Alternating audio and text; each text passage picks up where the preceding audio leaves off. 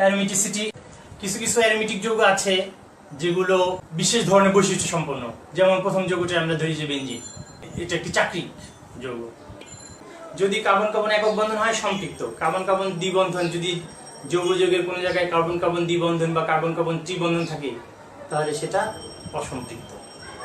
C6H6। এখন এখানে দেখো কার্বন কার্বন দ্বিবন্ধন আছে, সুতরাং কার্বন কার্বন যদি দ্বিবন্ধন থাকে তাহলে সেটা কি দ্বিবন্ধন বা ত্রিবন্ধন থাকলে অসম্পৃক্ত। এখন বেনজিনেও দ্বিবন্ধন আছে, সুতরাং বেনজিন কি হবে? বেনজিনে অসম্পৃক্ত হবে। সম্পৃক্ত হচ্ছে যদি কার্বন কার্বন একক বন্ধন থাকে তাহলে সেটা সম্পৃক্ত। আর অসম্পৃক্ত হচ্ছে কার্বন কার্বন কার্বন কার্বন দ্বিবন্ধন বা কার্বন কার্বন ত্রিবন্ধন যদি থাকে তাহলে সেটা অসম্পৃক্ত হয়। মনে করে ইথিন ব্রোমিনের সাথে বিক্রিয়া করে। আমরা জানি যে পাই বন্ধন দুর্বল বন্ধন, তখন এই পাই বন্ধন ভেঙে যায়, ভেঙে গিয়ে এটা এরকম হয়ে যায়, একটা ব্রোমিন এখানে আর একটা ব্রোমিন এখানে, ঠিক আছে? এটা হচ্ছে 1,2 ডাইব্রোমো ইথেন, 1,2 ডাইব্রোমো ইথেন। আবার আমরা যদি হাইড্রোজেনের সাথে বিক্রিয়া করি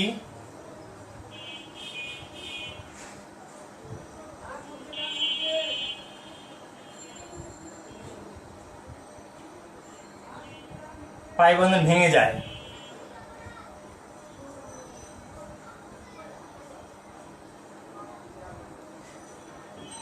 এই পাই বন্ধন ভেঙে দুই টুকরা, একটা এখানে একটা এখানে, এখানে হাইড্রোজেন, এর নাম হচ্ছে ইথেন। এখানে আমরা কি দেখতে পাচ্ছি? এখানে আমরা দেখতে পাচ্ছি যে ইথিন ব্রোমিনের সাথে বিক্রিয়া করেছে, বিক্রিয়া করে 1,2 ডাইব্রোমো ইথেন তৈরি করেছে। ইথিন হাইড্রোজেনের সাথে বিক্রিয়া করে ইথেন তৈরি করেছে। এরা অসম্পৃক্ত, এরা ব্রোমিন যুক্ত হয়ে সংযোজন বিক্রিয়া দিয়েছে।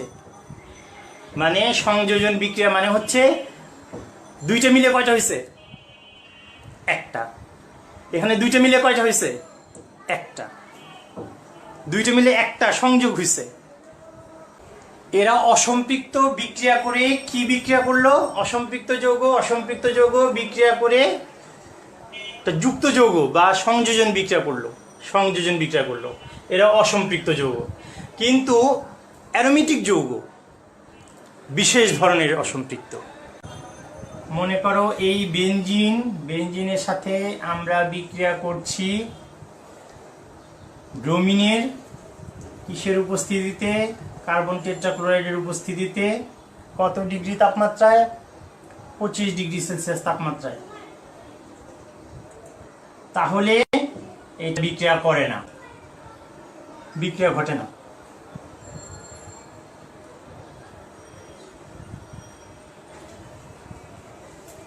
আবার আমরা যদি এটাকে জারণ করি, পটাশিয়াম পারম্যাঙ্গানেট এর সাথে যদি আমরা পানিও 25 ডিগ্রি সেলসিয়াস দেই, 25 ডিগ্রি সেলসিয়াস দেই, এটা অবশ্য অন্ধকারে,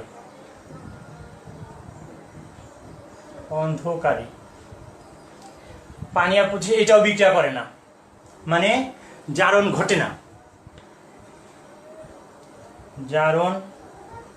না, ইথিনে কিন্তু ঘটে। আবার আমরা যদি হাইড্রোজেন আয়নের উপস্থিতিতে পানি দেই, মানে পানির সাথে বিক্রিয়া করি, হাইড্রেশন, তাহলে পানি সংযোজন ঘটে না, বিক্রিয়া হয় না আর কি, পানি সংযোজন ঘটে না। আবার যদি আমরা উপস্থিতিতে নিকেলের উপস্থিতিতে হাইড্রোজেন দিই, এইটা 150 ডিগ্রি সেলসিয়াস, তাহলে দেখা যায় যে সাইক্লোহেক্সেন, এটার নাম হচ্ছে সাইক্লোহেক্সেন, ধীরে ঘটে এবং উচ্চ তাপ চাপ লাগে, উচ্চ তাপ উচ্চ চাপ। ইথিন যখন ছিল, ইথিন কিন্তু ব্রোমিনের সাথে বিক্রিয়া করে সংযোজন বিক্রিয়া দেয়। ইথিন কিন্তু জারণ ঘটে বা অসম্পৃক্ত যৌগের জারণ ঘটে। অসম্পৃক্ত যৌগ কিন্তু পানি সংযোজন ঘটায়। অসম্পৃক্ত যৌগ কিন্তু হাইড্রোজেনের সাথে বিক্রিয়া করে। কিন্তু যখন আমরা এই বেনজিনের ক্ষেত্রে দেখলাম, এর একটি অ্যারোমেটিক যৌগ, এইটার সাথে যখন আমরা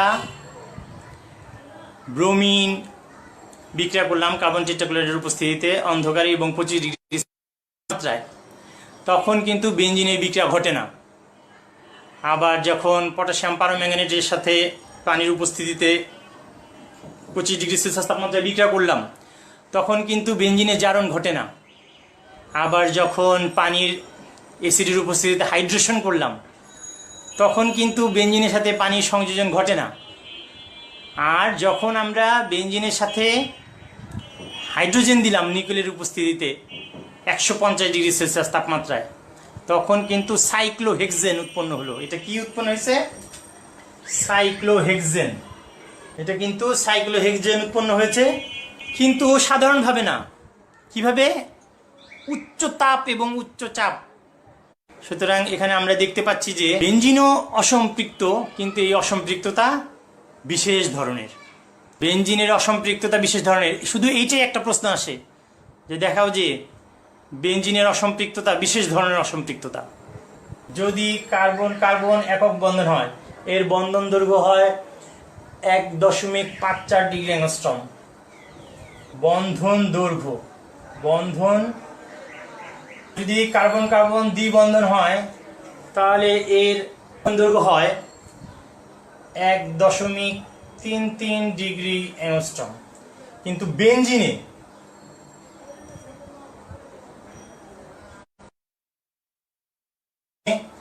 কার্বন কার্বন বন্ধন দৈর্ঘ্য 1.39 degree angstrom. 1.39 degree carbon carbon একক বন্ধন। সম্পৃক্ত যৌগে কার্বন কার্বন একক বন্ধন 1.54 ডিগ্রি অ্যাংস্ট্রম। কার্বন কার্বন দ্বিবন্ধনে বন্ধন দৈর্ঘ্য 1.33 ডিগ্রি অ্যাংস্ট্রম। কিন্তু বেনজিনে কার্বন কার্বন বন্ধন দৈর্ঘ্য 1.39 ডিগ্রি অ্যাংস্ট্রম, যা একক বন্ধনের চাইতে কম, দ্বিবন্ধনের চাইতে বেশি। সুতরাং এটার অসম্পৃক্ততা একটু বিশেষ ধরনের অসম্পৃক্ততা।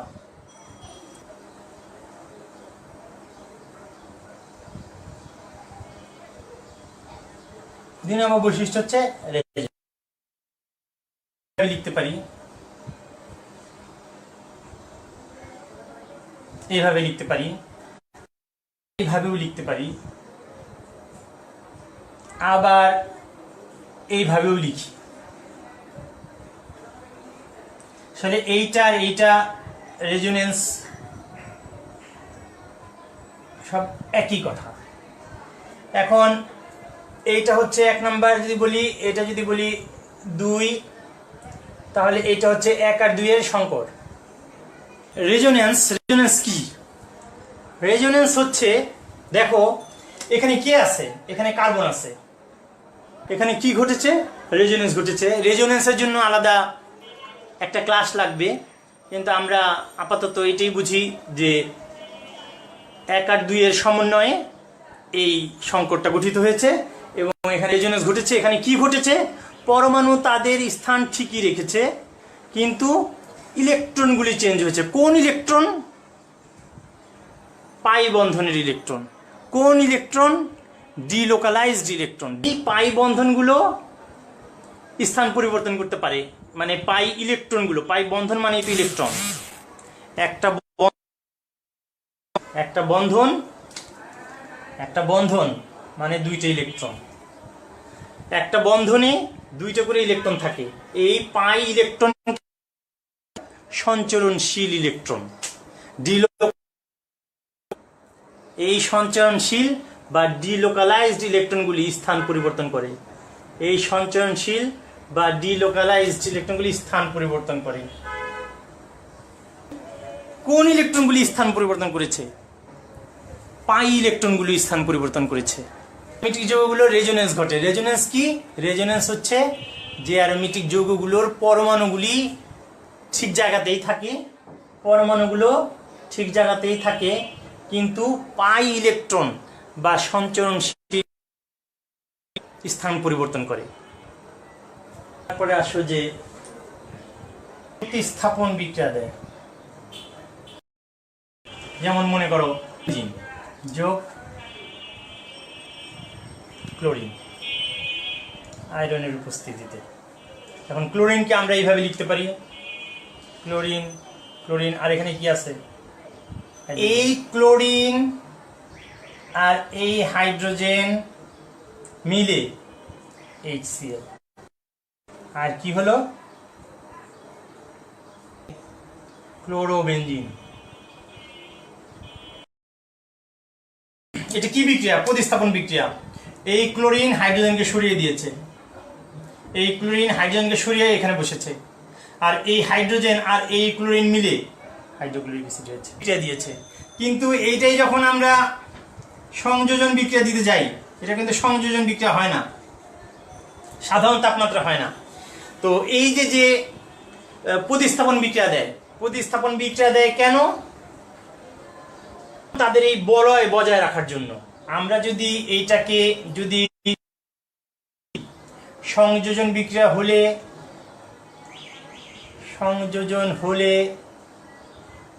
সঞ্চরণশীল বলয় বজায় থাকে না। প্রতিস্থাপন হলে বলয় বজায় থাকে। সংযোজন হলে সঞ্চরণশীল ইলেকট্রন বলয় বজায় থাকে, বলয় ভেঙে যায়।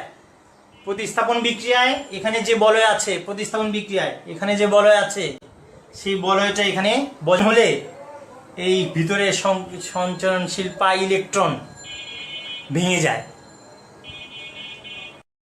হচ্ছে হাকেল তত্ত্ব। হাকেল তত্ত্ব হচ্ছে 4n+2 সমান পাই সংখ্যক ইলেকট্রন। এটা মানে কি? কয়টা পাই বন্ধন? পাই বন্ধন 3টি, পাই ইলেকট্রন 6টি।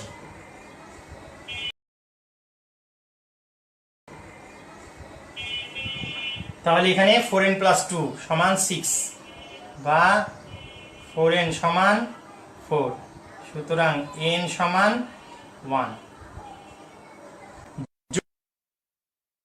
মানে হচ্ছে যদি এই n এর মান 0, 1, 2, 3 ইত্যাদি পূর্ণ সংখ্যা হয়,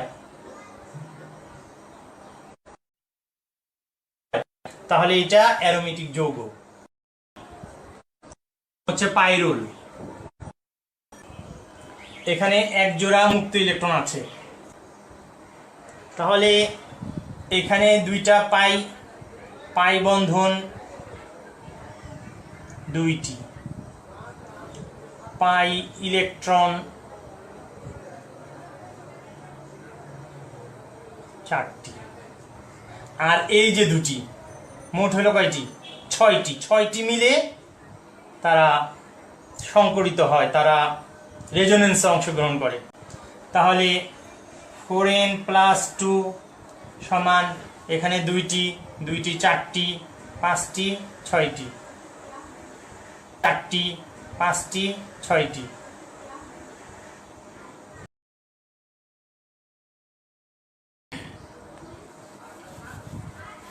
আবার দেখি ফিউরান। ফিউরান কি?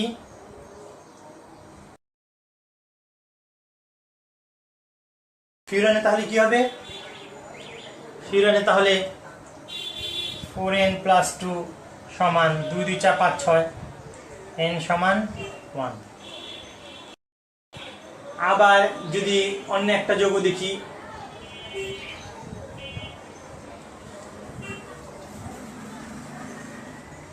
যদি এরকম যৌগ দেখি,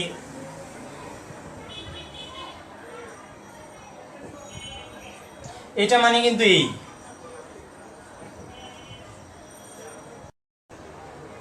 তাহলে এখানে পাই বন্ধন হচ্ছে একটা, দুইটি, সুতরাং পাই ইলেকট্রন, সুতরাং 4n হাকেল তত্ত্ব অনুসারে 4n + 2 সমান 4, বা 4n সমান 2, বা n সমান হাফ। পূর্ণ সংখ্যা নয়, অ্যারোমেটিক যৌগ নয়। এটার নাম হচ্ছে 1,3-সাইক্লোবিউটাডাইইন।